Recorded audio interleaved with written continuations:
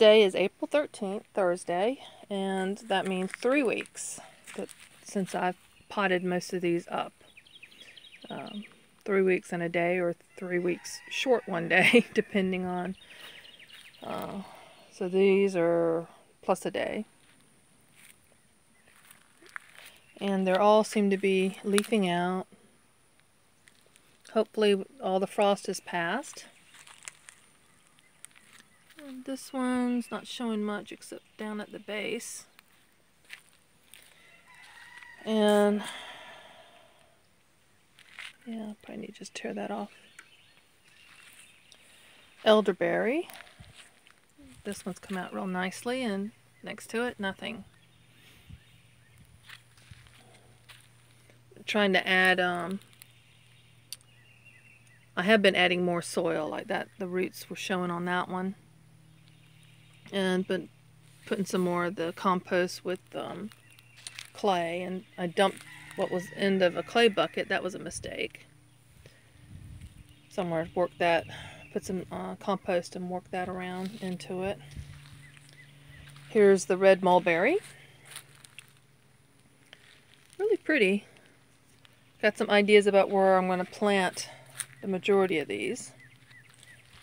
Now this is the black walnuts, and only one is leafing out, but something there is happening. So I just come out here. We hadn't had too many hot days. When it's several hot days in a row, I'll water each day, but pretty much it's every other day because it's staying pretty moist, maybe too moist. Here's the pecans, and so far only that little one right there is showing a little bit there. It's hard to tell, but it just goes to show, you know, I'm picking I picked the bigger, nicer looking ones that had more of a root system and put them in the individual buckets, thinking that these were kind of almost throwaways, or you know, just see what happens with them. And the ones in multiple buckets, the multiple plants in the buckets are doing better in some cases. Now this is I always forget when I get over here. Service berries, and still I got to put some more compost dirt in here, and I'm only getting some stuff down at the very base. Oh, here's some up here. See what's happening over here. But I have plans of putting them along here.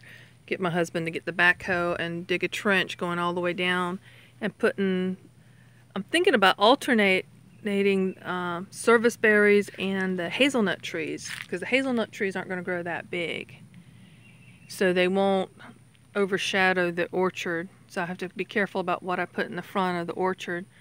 We're selling the goat, and he's going to take down that oak tree, which they've managed to kill, and put the rest of my orchard up that way.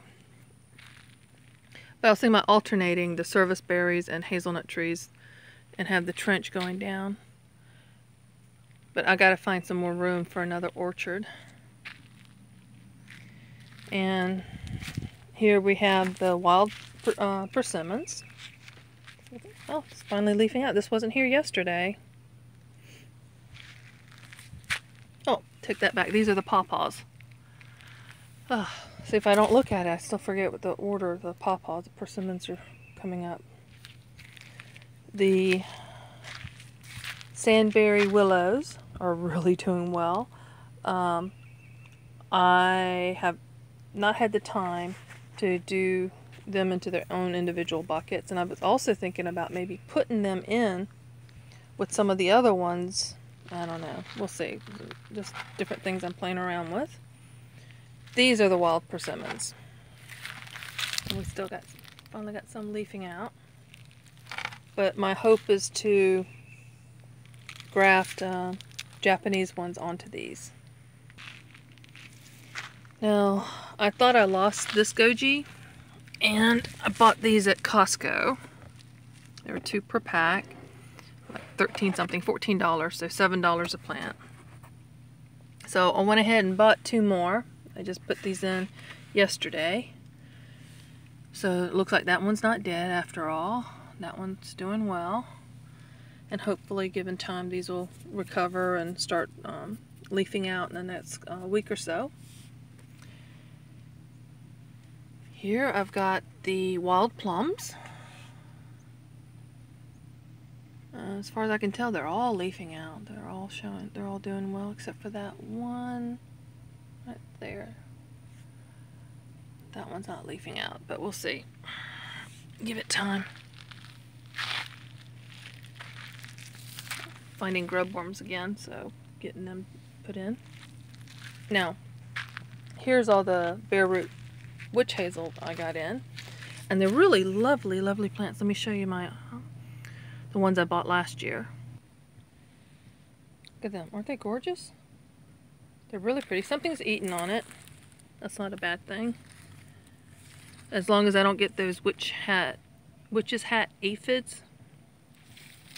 I'll start picking those out again if that's the case. But I got some more buckets to plant in. But this is a lovely bush. Look at that. Isn't that pretty? And it's practical. You can use it right away, or in the fall. There's instructions on how to make your astringent from it. But my daughter was wanting to snag the older ones, and I was like, no, you can't have them. No, but I'll give her some of these if she wants some, because these are really pretty and they're useful. But I think they're just pretty to have. I think they're much prettier than azaleas. When azaleas aren't blooming, I think they're just ugly. And here's the Kentucky coffee tree. This one's doing really well. I'm excited about these. I want to get these out and just put them out in the woods here and let them go at it. I'm not gonna domesticate these. And here's the chestnuts. Look how big. I mean, this thing last year, and the cutting was that big. None of them were bigger than that. But the frost, they were leafing out, and some were even producing figs. And now they're recovering from the frost and working from the bottom. All sorts of, see the little anole, I think? Lizard. Most people call them lizards. I'm going to call them lizards. See below it, the strawberries already producing, already harvesting some strawberries. But the chestnuts, it's coming out. Frost got this one, got them all. I thought this was dead. But like I was telling my husband, I tend to still continue caring for them even if I think they're dead, because they surprise me. And I hadn't had time to really do anything. That one more than likely is, but I could be again wrong, so we'll keep tending to it. Let's see what happened to this one.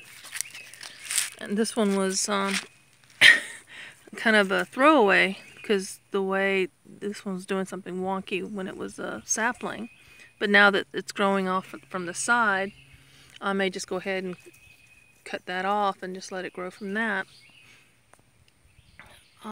That one I'll probably cut those little hangers on and let it grow from this. Look at it, it's a pretty plant too. And the chestnuts, I'll insert a picture here, are the ones I gave to a friend who gave me the cuttings for all those figs.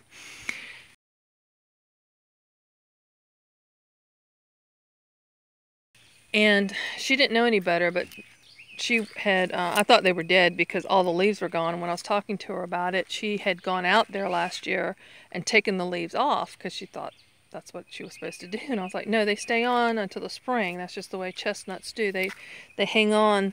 In the fall, they turn brown, and they just stay on to the trees until the new spring leaves pushes the old leaves off. It's kind of a neat plant.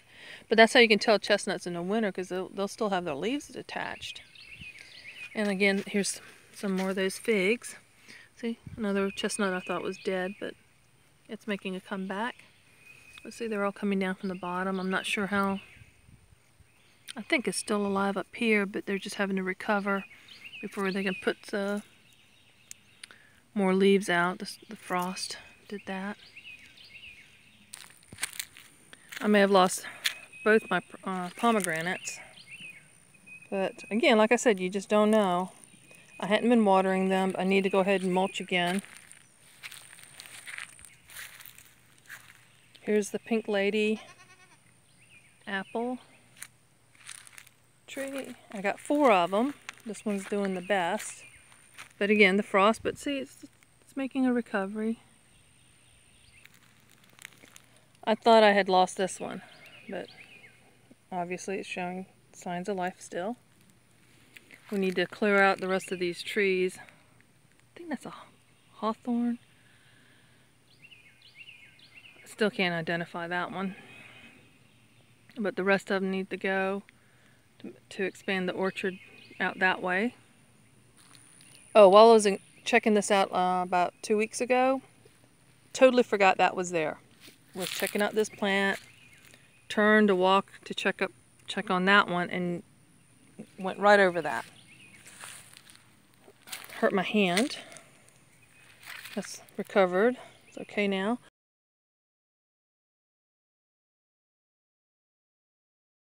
But gotta pay attention. And I'm a klutz. I've not hidden that. But hurt my elbow, and it's still not quite right. Another pink lady. And the 4th pink lady. So this is their 2nd year here. And this is a plum tree. It's doing well.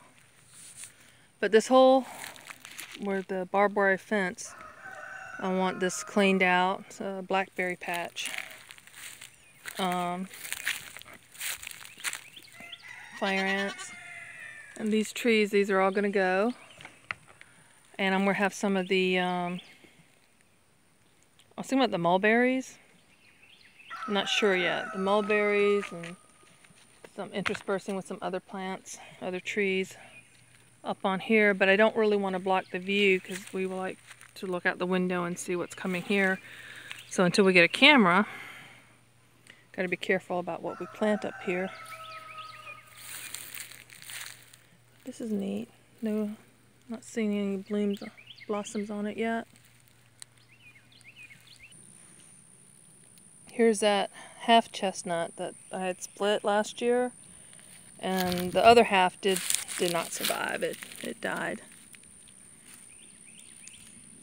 Tempted to break that off, but I don't think I will. See how this goes.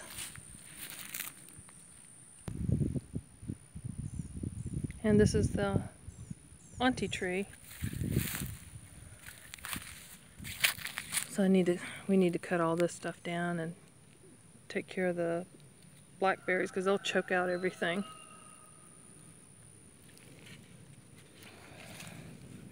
But need to get this so it makes one tree.